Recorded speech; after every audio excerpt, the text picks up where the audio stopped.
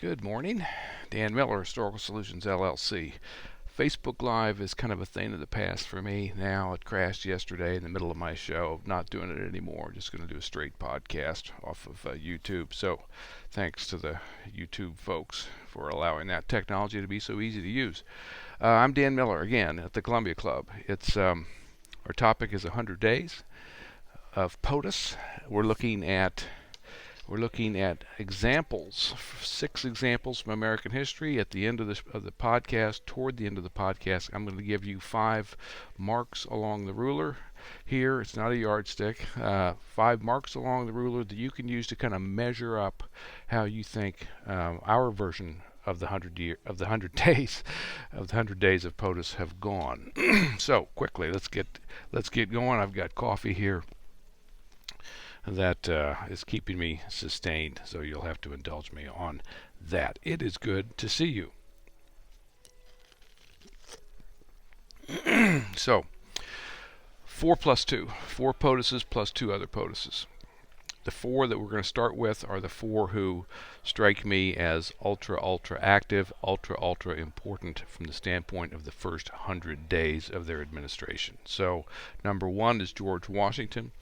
Washington's importance is all about really one thing, and I don't mean that to say it's not about anything else, but it's got this enormous thing over the top of it, this enormous issue, theme, umbrella, whatever words you want to use, and that's precedent.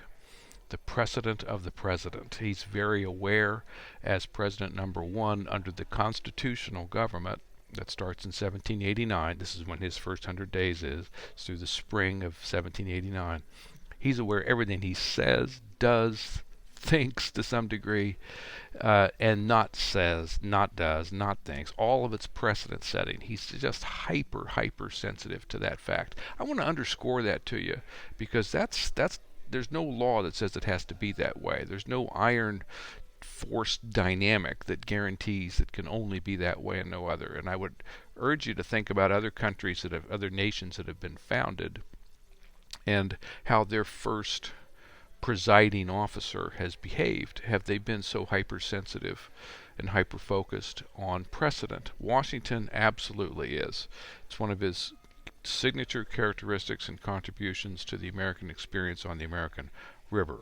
So, as I said, all the letters that he writes, the meetings that he has, the ceremonies that he starts, the titles that are used, all of it is setting precedent. Interestingly, the very first law that he signs, very first bill he signs into law under the new government, the new constitutional government, is the tariff. It's the tariff law. Isn't that striking? And he does it, striking point number 2, he does it on July 4th. Sense of the drama, a sense of the dramatic, and what it is meant to convey as both symbol and substance. July 4th, first law, it's a tariff. There's no underlying motive for me to say that. I just think that it's fascinating that that's part of the river that we're looking at here. He also declines in these first 100 days to join a public book subscription list, which several people have signed on to. It's a big deal, and the publishers want his name on there to help add legitimacy and marketing credibility and all of that. He says no. It's not the proper use of me and my name. Second thing he says no to, this is a shocker. A nephew comes up to him and asks for him to kind of crack open a door on a government job. So a nephew asks Uncle George, Uncle President, can you get me a job with the government? And George says no, it's not the right thing to do. That's part of his first 100 days. Second POTUS, who fits our ultra-active 100-day framework, Abraham Lincoln. Lincoln also has this dominant, singular, overarching, and kind of just overwhelming theme, and that is the prospect of war as a force of division and secession, a separation within the Union, a dismantlement of the Union by warfare. War hasn't started yet when he begins his 100 days, but the threat is there. He pushes the threat further because what Lincoln decides in the first 100 days is we're not giving up Fort Sumter. We're not just walking away and acting like everything's fine. It's been done 11 or 12 times before by his predecessor, but this guy, there's a new sheriff in town, a new POTUS in the White House, and we're not doing that anymore. We're drawing the line at Fort Sumter. And so that's why everything that you know as the Civil War kind of flows out of Fort Sumter, because he made that decision on his own in the 100 days. Secondly, that he also helps oversee and develop strategies for how Sumter will be handled in this first 100 days. Resupplied, won't fire the first shot, won't be perceived as the aggressor, those kinds of things. Those are all 100-day decisions that he makes for himself.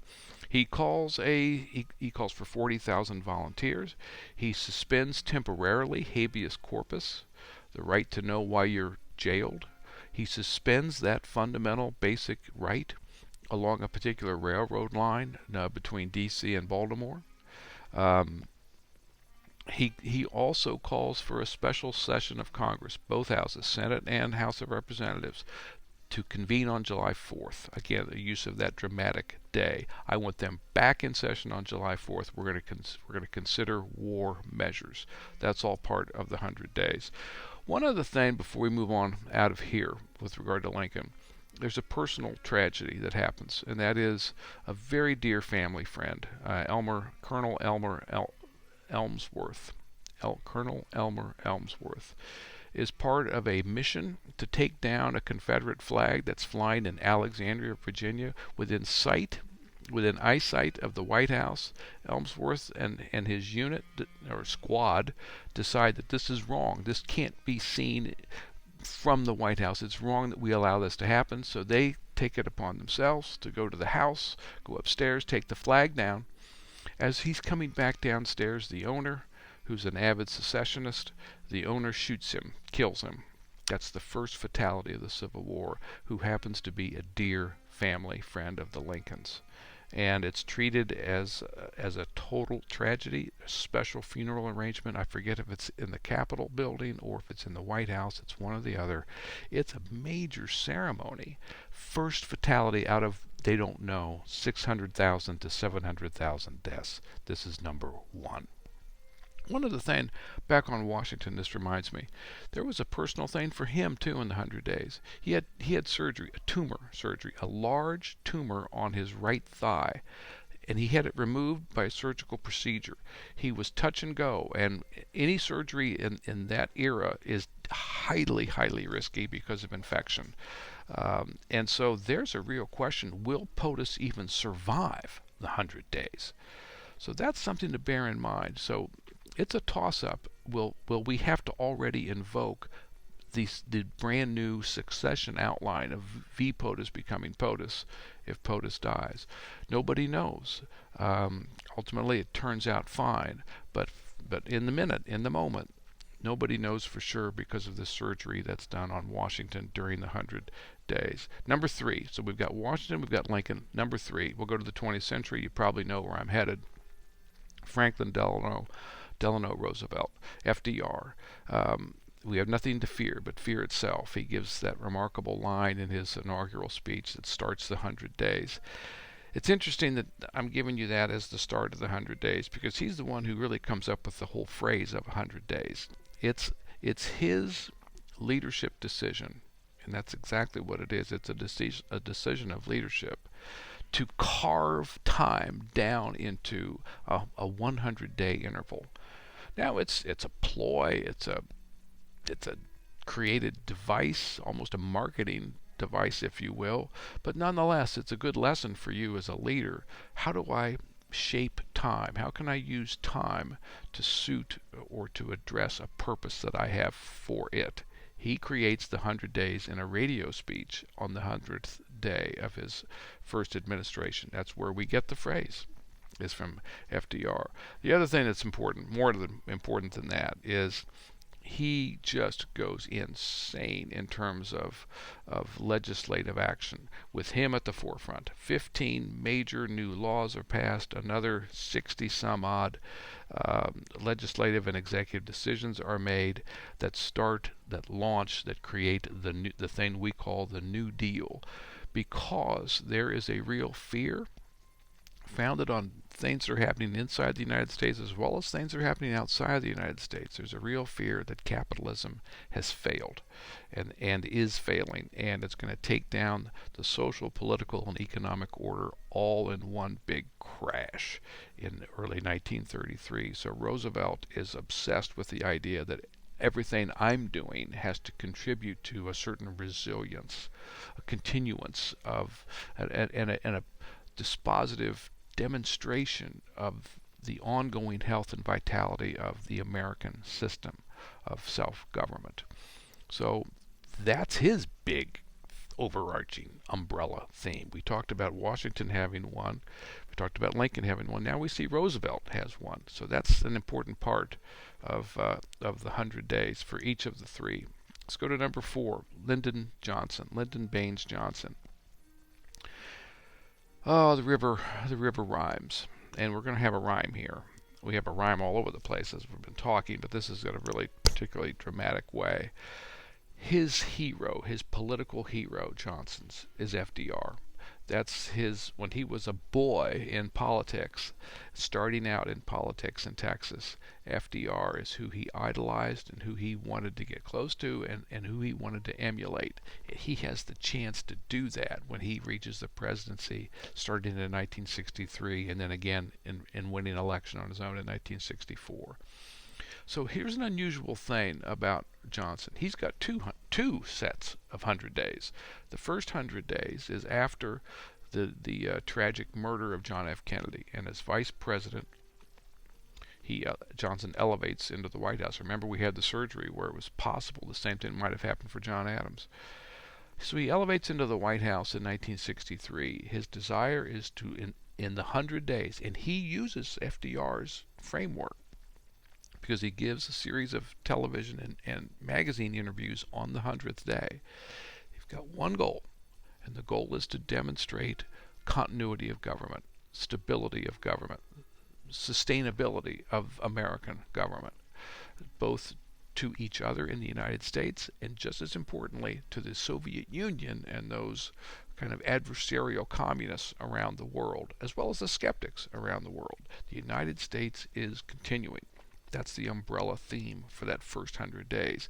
When he wins election in his own right in November of 1964, he now sets himself up for a second 100 days, and now he becomes even more Rooseveltian than he was able to in the first. So he uses a State of the Union speech to lay out the platform and the description and the roadmap for the Great Society that we now think of with some of the major kind of second New Deal types of federal governmental programs. So his State of the Union speech, which is prior to his inauguration, is the platform for the rocket launch of what will happen after the inauguration. And interestingly, I've got a quote here, and I want to read it directly. In early April of 65, so as we start to end the 100 days, he grabs one of his aides, Larry O'Brien, and he says, quote, "I want you to jerk out every damn little bill you can and get them down here to me by the 12th of April, because on the 12th of April you'll have the last of the 100 days. I'm doing it better than he did," close quote. Better than he did, he refers back to Franklin Roosevelt. I'm sorry, by the way, I'm doing these back and forth things a little bit. It just occurs to me there was a personal thing for Roosevelt, too, that I didn't share. This is before the 100 days starts, but it's personal to him. And that is, there was an attempted assassination before he took office. It was in Miami. The mayor of Miami was shot and might have been killed, I forget. But so that's kind of an odd third example of a personal component for Roosevelt's example of the roughly 100 days. Back to LBJ, and thanks for tolerating my interjection there. So in his 100 days, he's also having two major civil rights marches that are part of his presidential experience. One is the march across Edmund Pettus Bridge. The other is the march from Selma to Montgomery. These things help him, in addition to his State of the Union, help him frame up a dramatic urgency behind what he wants to do for the rest of the year. He closes out the 100 days um, with something that's not just a damn little bill like he demanded. It's his decision to send American troops to the Dominican Republic. And as part of this kind of Cold War demonstration of strength and American power and American influence, he's wanting to send a signal around the world that we're doing fine in our neck of the woods and don't think about intervening here because we're on the ground in the Dominican Republic putting down civil unrest.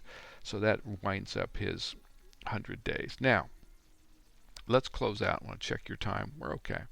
Let's close out with, remember I said 4 plus 2? And then I'm going to get to the 5 takeaways, so hang with me here. Coffee.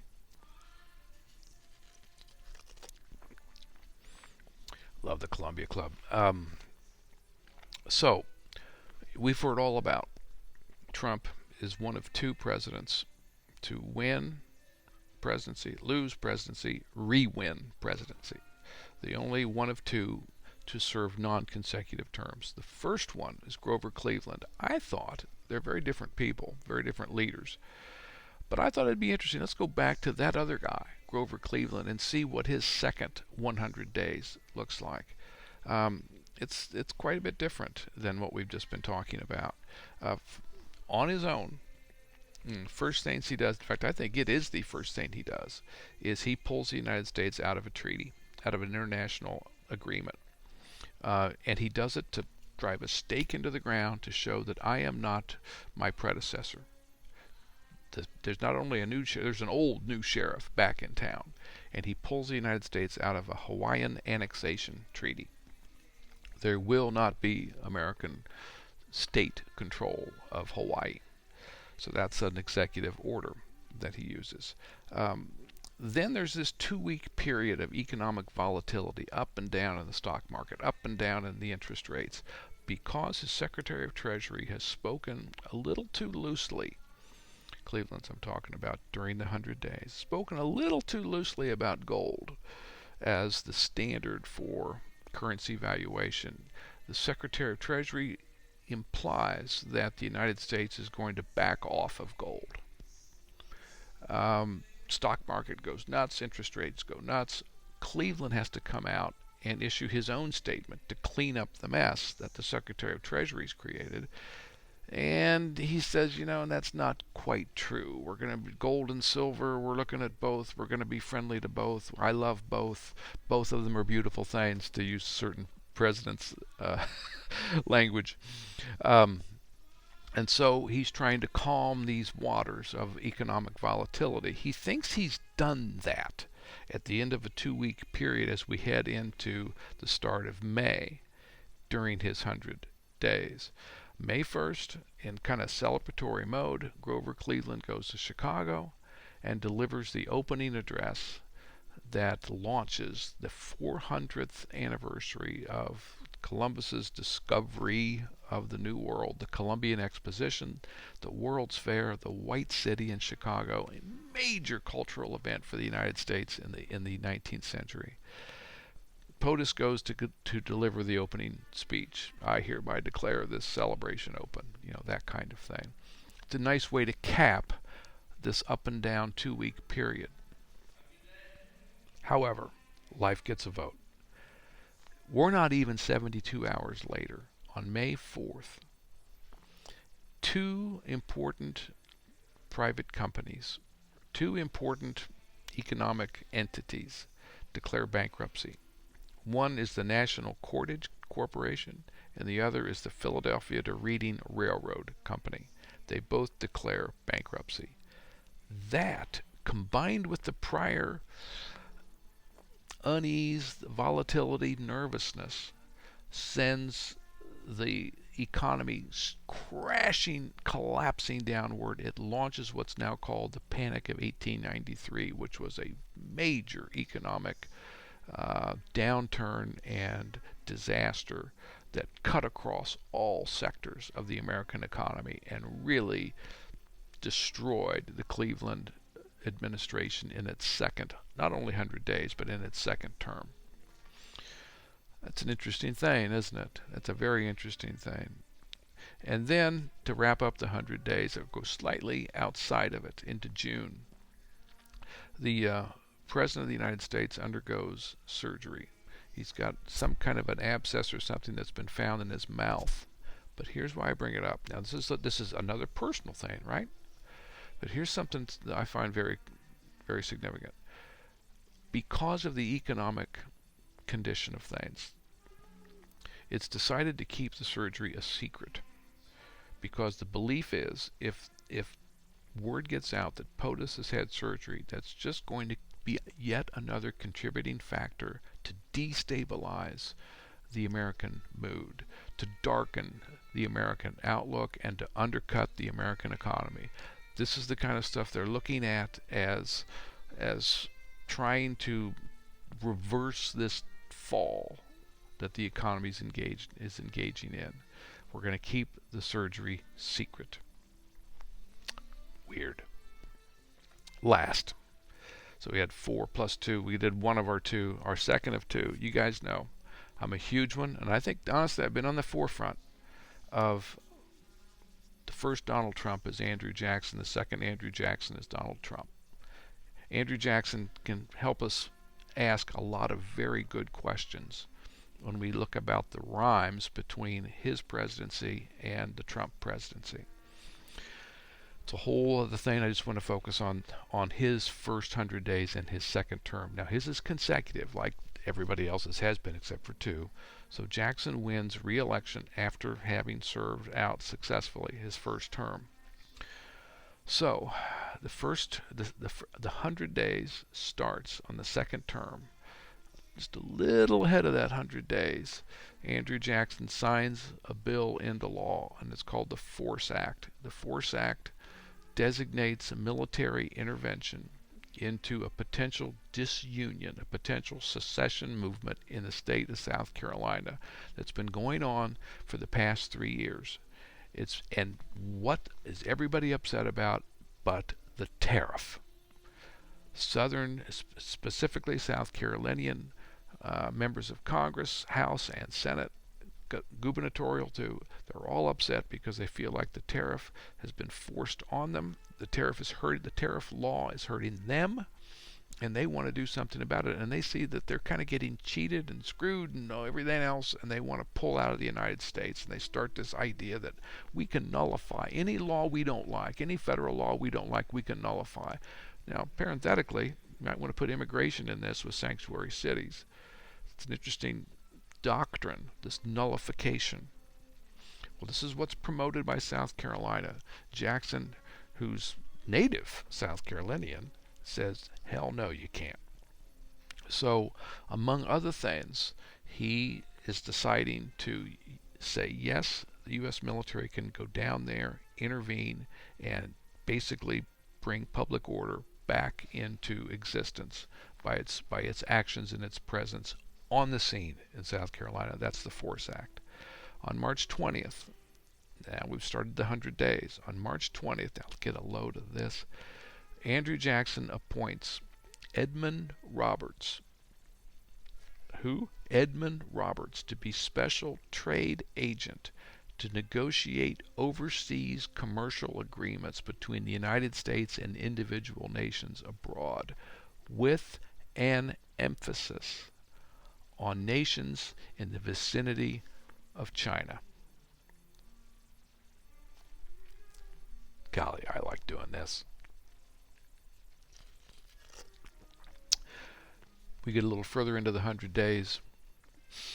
The South Carolinian controversy is winding down to the point of disappearing. Jackson has won. The United States as a union has won. And Jackson tells a close associate in very interesting Jacksonian language, nullification is dead. That's a quote. Dead. Not defeated, dead. That's how Jackson talks, thinks, acts as POTUS. He says that the nullification over the tariff was all a cover, and that the real problem beneath nullification is yet to come. They're going to use it, Jackson predicts, for slavery. They're going to try to protect slavery through the refashioning of this nullification thing that they've tried to do with the tariff. Lastly, POTUS decides, I want to tour an area of the country that was really not very friendly to me, not very nice to me. I want to tour New England. So he goes up and takes a tour of New England that starts in May during the 100 days.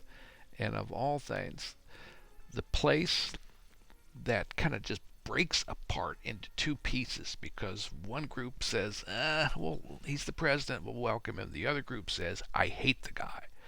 The place that splits into two because of this visit is Harvard. Harvard College, Harvard University. They decide to give him a medal.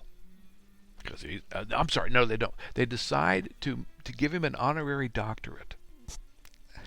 From the standpoint of the people who hate him, that's even worse. John Quincy Adams, the ex-president, says, "The hell you are! I'm not sitting around. I'm not going to talk. I'm not going to do this. Not me. I won't be there." So Harvard splits in two over POTUS, the populist POTUS, the first Trump, Harvard, during the 100 days. So there you go. There you go. Hey, tell you what, I'm gonna get you out of here. It's yardstick time. It's footstick time as far as our takeaways. I've got 5 of them. I want you to use them to measure out how you think things are right now in our 100 days. Number 1, I think it's clear from all 6 or most of the 6 that there's a big, vast, overarching, encompassing theme or issue or problem or something that's defining the 100 days. Other things are happening, but this one big thing is over all of it. I think that's very clear as a measuring stick. Is there such a thing now? Number 2, what POTUS does in that big, overarching, vast thing can take many different forms. Not just one, but one of, or maybe many different forms. For example, POTUS can have legislative bills written that then become laws. POTUS can take executive actions as in the form of executive orders. POTUS can take executive decisions that essentially serve the same purpose. But so it's not just one kind of thing. It can be multiple kinds of things that are forms of POTUS action during that 100 days. My question for you here on our list is, what is the dominant form now? One quick thing. Please remember, making a bill and converting that bill into law is a whole lot different type of action than an executive order. Very, very different. So my point being, when you start to break the forms apart and kind of itemize them a little bit, they all have different cultures to them, different realities to them. That's a very important point. And here you go. Number 3, each action form has what I'm calling rams, imps, and cons. Ramifications, implications, consequences. Each one of those 3 has different rams, imps, and cons that are embedded in, or they settle in, or they burrow underneath what's going on. Ramifications, implications, consequences. Each one of those actions has those. So what are the rams, imps, and cons of the dominant form that you see today? There are ramifications, implications, consequences. What are they? Number 4, all of what we've just done, 1, 2, and 3, together becomes a kind of table setting for what's going to happen next after the 100 days. And by after, it could mean the next 100 or the next 500 or the next 1,000 days. But it serves as a kind of a table setting. And here's how I want you to think about this. So the big thing will continue. There will be continuance of the big thing. But the question is, does POTUS continue with more action like he's already taken? Does POTUS change the kind of action he will take? Or does POTUS change to inaction about the big thing? So we've got continuity of the big thing after 100 days. long ahead. Does POTUS continue with the same kind of action he's been using? Does he change with new types of action, or does he change to inaction? Fifth and finally, get down here. I appreciate you doing this. We're at number, 5 right here. We're measuring this thing out. Somewhere along the 100 days, it might even fudge a little earlier, it might even fudge a little later, but somewhere in this very early time, there's some strange personal and individual moment that occurs. Go back here.